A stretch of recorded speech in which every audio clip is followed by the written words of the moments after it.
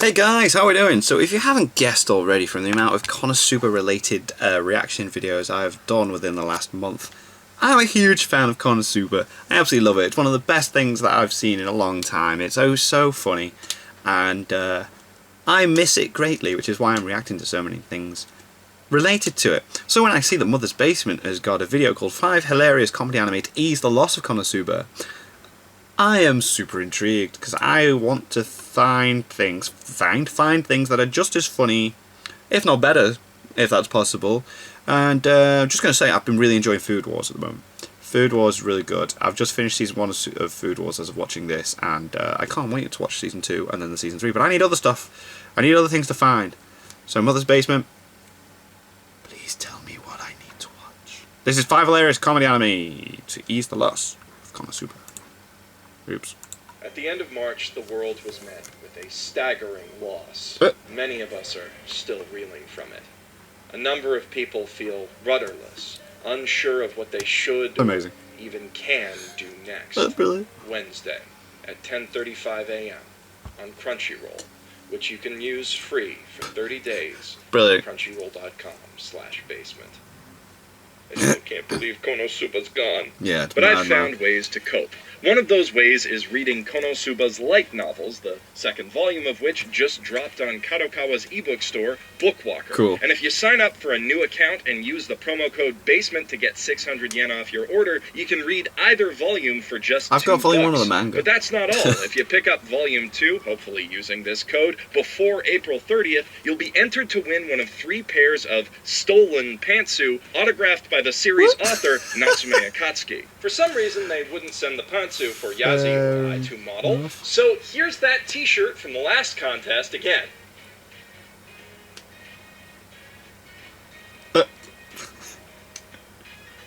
You could also win a poster signed by the show's cast, but let's be real here. You want those pantsu. That's a cool t-shirt. If you want those pantsu cheap, you should know that the promo code will only work for new accounts created after March 21st. But maybe you miss Konosuba and you think that reading is for nerds. That's cool. I get that, which is why I've compiled this list of 5 incredible comedy anime that probably flew under your radar. Okay. I mean, you're probably just going to watch Gintama, but maybe when you run out of that in a year or two, you can watch these 5 pretty funny anime that you haven't watched probably, but I think you should watch them because you miss Konosuba. Yes. Note to self, make sure to put a better title in when you finish the video. And note to everyone else, I'll put links in the description for all of these shows if you want to find them in a hurry. Right. We love Konosuba for how it smartly skewers RPG tropes, but it's far from the only comedy anime to take a crack at that. In fact, most comedy anime have done the whole RPG parody thing at one point or another to, let's be real here, widely varying degrees of success. For all of the garbage, though, there are a few really solid RPG parody anime out there, and of those, one of my all-time favorites is Senyu. Senshi Toyusha, or Soldier and Hero, a short anime, each episode clocking in at just 5 minutes long, that reimagines the RPG party as a twisted comedy duo. The Soldier and Hero from which Senyu draws its title are essentially send-ups of old-school and modern JRPG protagonist archetypes. The hero, Alba, is every Dragon Quest lead ever, a naive, starry-eyed moron who, as the player avatar, mostly just stands around making observations. The Soldier, meanwhile, is a blend of every fashion mistake that Tetsuya Nomura ever tried to pass off as a character design. In particular, his hair and ridiculous sword are clear nods to Cloud Strife. Where the modern RPG hero is a brooding, moody badass, the Soldier is a cold, unfeeling psychopath who delights in watching the hero suffer. And he's in luck because Alba suffers a lot, if not at the Soldier's own hands, then as a result of the patent absurdity of the world they live in. Senyu follows a very typical RPG plot.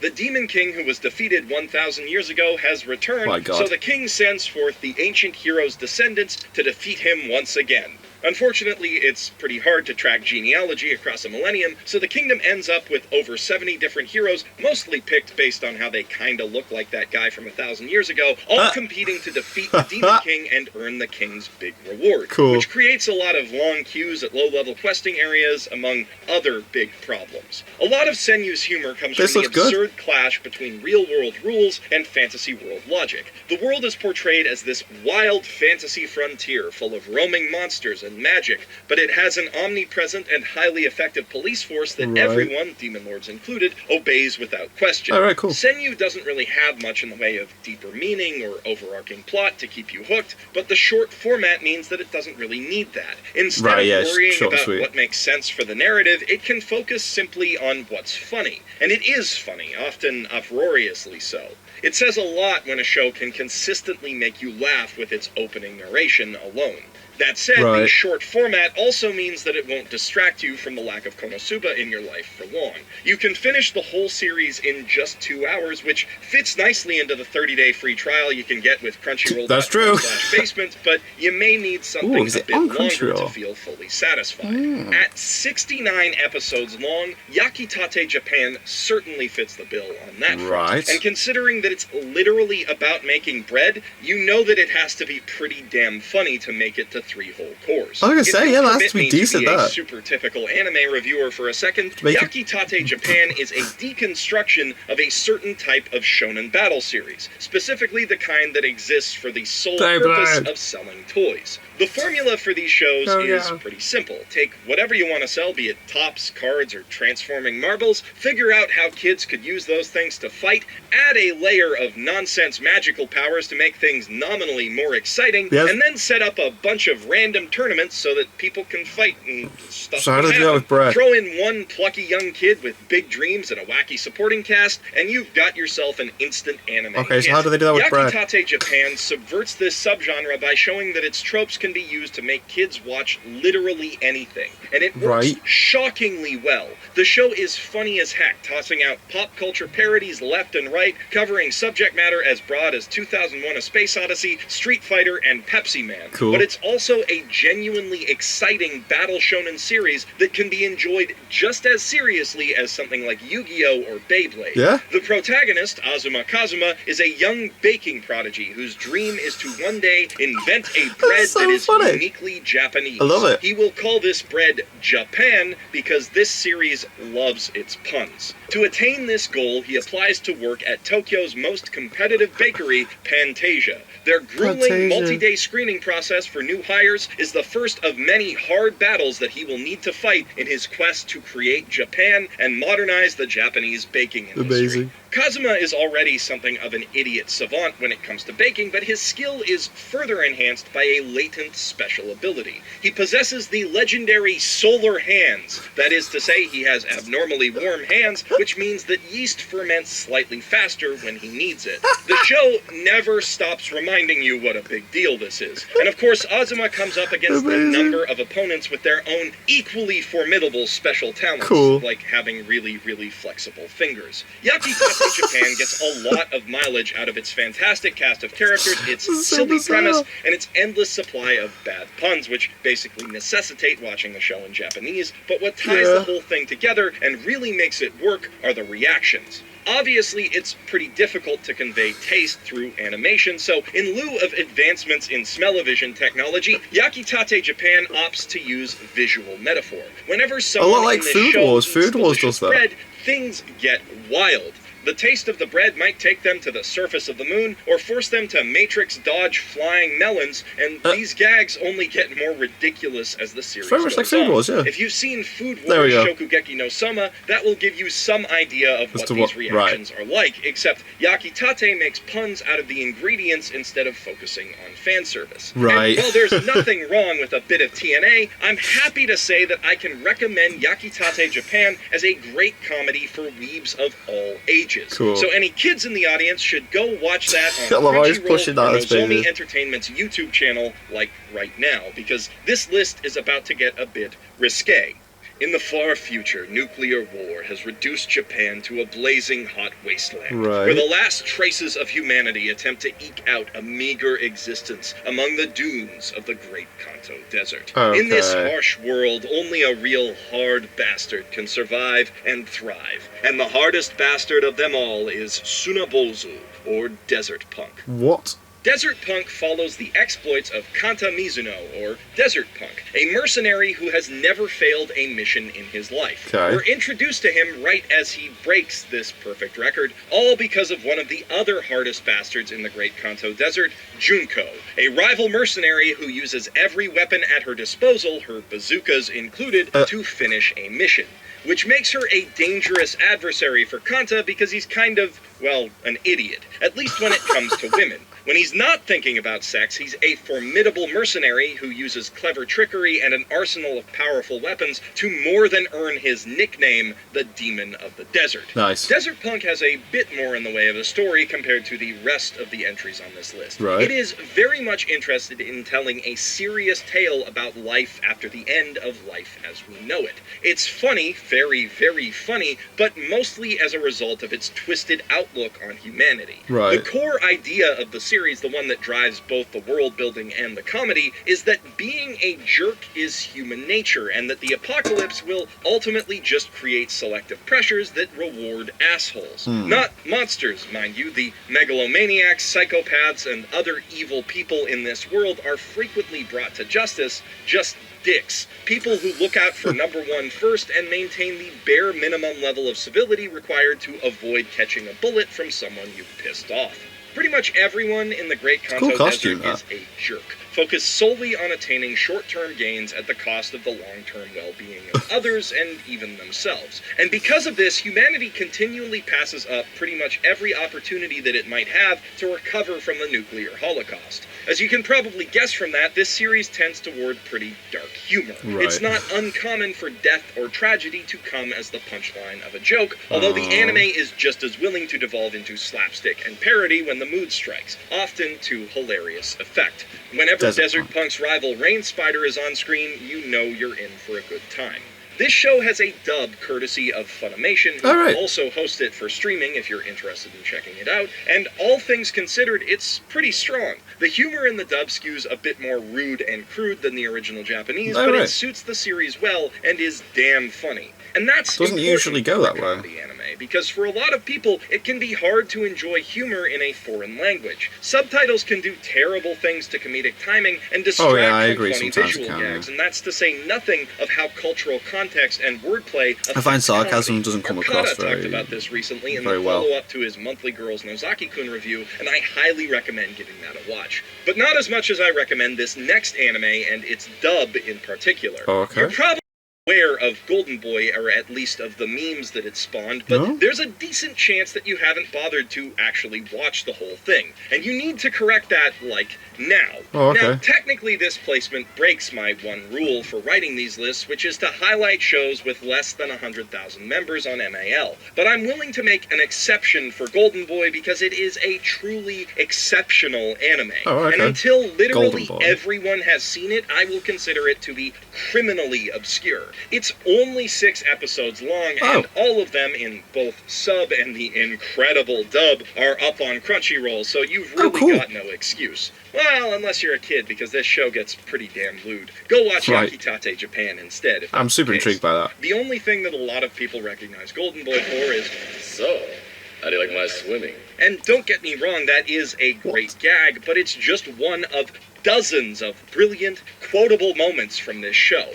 I don't think that there's any one anime that I've quoted more with my friends, and until the wild beast inside of you has awakened the wild beast inside of me is as instantly recognizable as I'll take a potato chip and eat it. I will not be satisfied. So, now you know that I love this show enough to base a cult around it, but I've yet to tell you what it's actually about. Yeah, what's it about? Kentaro Oe is a freeder, that is, an underemployed working-age adult who dropped out of Tokyo University's law school right before graduation and now wanders Japan, taking odd jobs to learn as much as he can about the world. And meet beautiful women, that's also a priority. Right, of course. In each episode of Golden Boy, Kentaro finds himself in a new job working alongside or under some sort of boom anime babe. Some of these girls think he's cute, others dismiss him as a loser, but regardless of where they start, by the end of each episode, they're in love with him and he's gone. Because Kentaro is driven by a simple philosophy. Life is study. If he's not learning something new, he's wasting his life. And by the time he's good enough at any job to impress a girl, he's got very little left to learn about it. Which is not to say that he doesn't like girls. Kentaro is, much like Kazuma from Konosuba, a shameless pervert. He lusts after just about every woman he meets, no matter how fatal that attraction might prove to be, and the show wrings a lot of humor out of his sex-craved antics and weird kinks. But it manages to make that crude humor charming rather than shocking because it is so earnest in its execution.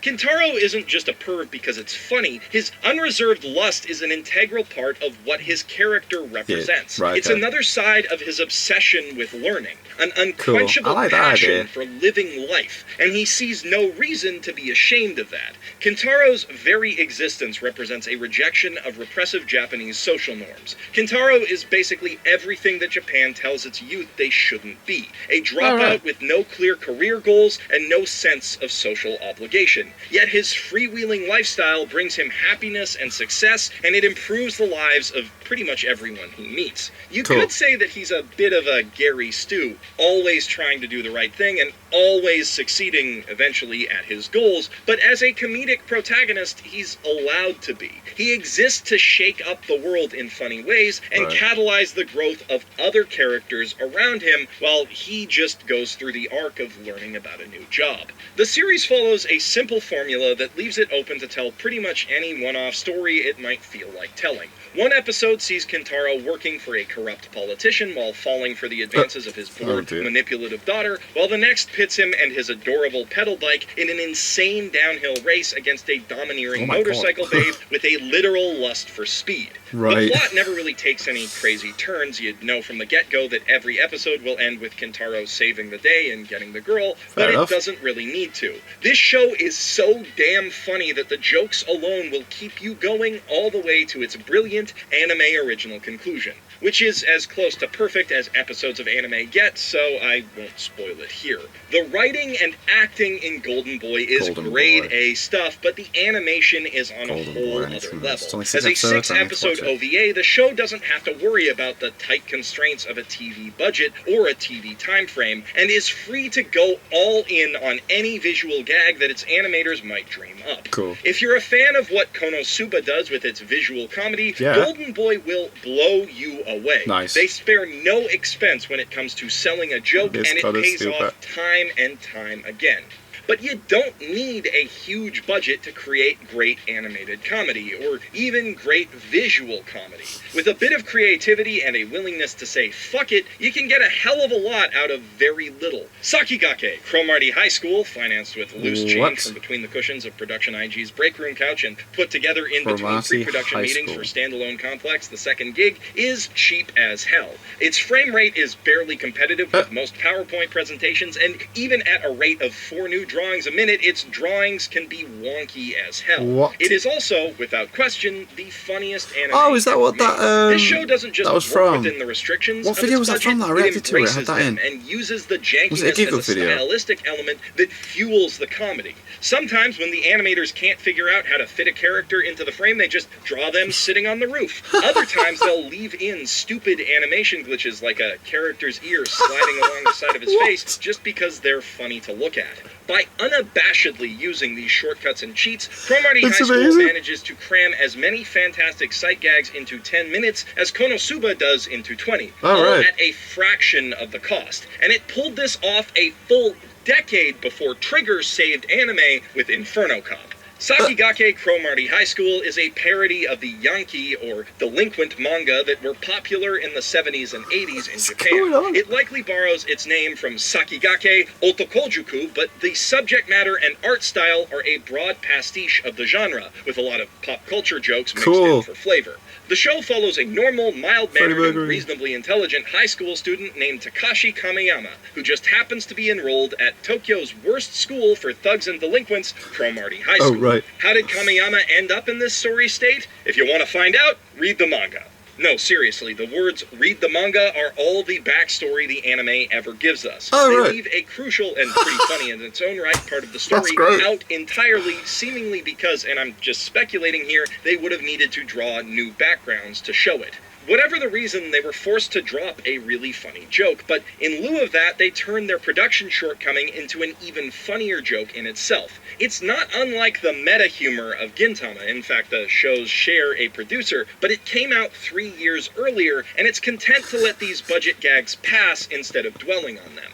Cromartie High School rarely ever draws a joke out, in fact, because it always has a funnier one that it wants to tell next. Kamiyama's overzealous classmate, Hayashida, gets him elected as the de facto boss of all of the thugs in his grade, operating on the logic that if you see a rabbit chilling with a bunch of lions, you think, that's gotta be one badass rabbit. And Kamiyama vows to use his powers as a delinquent boss to clean up the school and eventually all of Japan. But he's got some crazy obstacles in his way. His other schoolmates include a gorilla, Freddie Mercury on a horse, and a perfectly normal guy who has nothing wrong with him and is just really nice. And that's just what's established within the first 2 episodes. As the series goes on, Kamiyama and his crew contend with rival schools, terrorists, and stand-up comedians, and they react to all of it with the same perfect deadpan expressions. If I had to point to just one thing that makes Cromartie High School work as well as it does, it would have to be the reaction shots. Half of the joke of the series is that it's really funny when highly detailed, JoJo-esque characters have over-the-top reactions to stupid bullshit.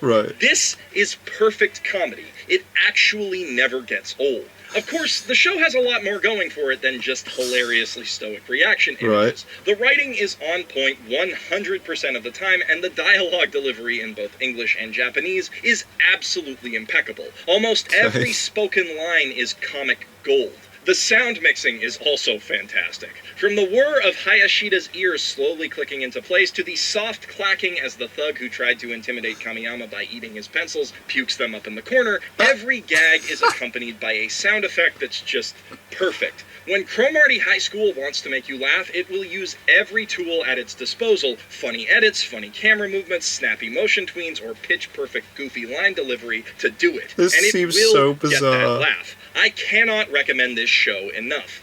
Unfortunately, actually watching it can be a little difficult. As of this recording, Cromartie High School isn't available to stream on any legal service, but you can buy the DVD set from Discotheque Media via Amazon, and while you're doing that, you can pick up the live-action movie, which is also fantastic. Live action. And while I know physical media is dead and all, it's totally worth it. I have never seen a funnier anime in my life, and I watch a lot of funny anime. Actually, comedy is probably my favorite genre right after Sad Things About Dead Little Girls, and I've got 2 or 3 more lists worth of old and obscure comedy shows left to recommend. So if you'd like to see more comedy lists like this in the future, leave a comment below and let me know, and also hit subscribe and ring the notification bell to make sure that you actually see them when they go up. And please share your own comedy recommendations in the comments as well. The world could always use more laughter. And your wall could always use more signed pantsu. So enter yourself to win some by getting the Konosuba Volume 2 ebook from Bookwalker.com. That one seems so weird. And remember to use the promo code BASEMENT at checkout to get 600 yen off your order and enter the contest for just $2. Or you can use that code to buy anything else on the store, which unfortunately does not include Cromartie High School. Oh. God damn it, that would have been a perfect show. Well, at least I have my wonderful patrons to help make up for that horrible shilling miscalculation, so thanks to all of you for helping to keep me afloat. If you're looking for even more anime to fill the Konosuba-shaped void in your heart, then check out this list of 5 fantastic fantasy anime you probably missed. Or if you want to hear me talk about Konosuba itself and why it's such a damn good comedy anime, then check out this analysis of the second opening. I've already watched that. If you decide that you want to go watch some comedy anime right now, then I'm Jeff Fu, professional shitbag, signing out from my mother's basement. See you later, man. That was awesome. Right, so I've got some suggestions though. Although I am going to finish Food Wars though. I've finished season 1, I've got season 2 and season 3 to watch. I'm absolutely loving it. I think it's so funny. And it's just got decent like background story going on as well, which I think's bizarre for what it is. But some good suggestions on that list there that I'm probably going to check out after I finish Food Wars. So yeah, what did you guys think of those suggestions? And what did you guys think of this? Click like, subscribe if you haven't already. Leave comments down below. Let me know what I should watch and discuss in future videos. And I'll see you guys, yes, all of you guys, next time. Bye.